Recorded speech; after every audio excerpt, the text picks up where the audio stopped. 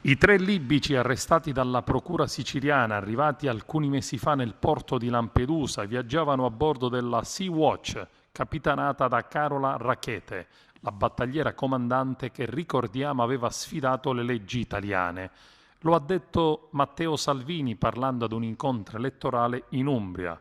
I 3 libici sono arrivati in Italia e poi arrestati. Ad inchiodare i 3 erano state le dichiarazioni dei migranti che raccontarono le torture e le violenze fisiche, anche con l'uso di bastoni e tubi di gomma, avvenuti in una ex base militare della Libia, dove i migranti venivano sequestrati fino a quando le famiglie non avessero pagato la traversata in Italia. Salvini, leader della Lega, rilancia ed attacca, critica quei parlamentari PD e sinistra che erano saliti a bordo per chiedere lo sbarco di tutti gli immigrati, compresi quei 3 torturatori libici.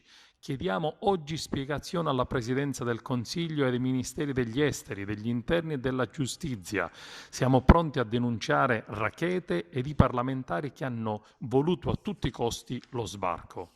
I 3 libici fermati lo scorso 16 settembre dalla squadra mobile di Agrigento guidata dal vicequestore Giovanni Minardi sarebbero sbarcati a Lampedusa a bordo della Sea-Watch, la nave ONG capitanata, come detto, da Carola Rackete. Un'inchiesta del Giornale riporta la notizia e focalizza il dibattito sulle ONG in genere e sulla loro utilità.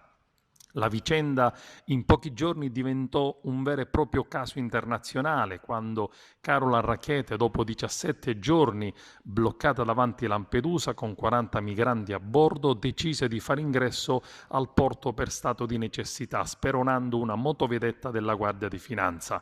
Per questo motivo venne arrestata, ma in seguito scagionata dal dispositivo del GIP Alessandra Vella, che fu oggetto di minacce e insulti social.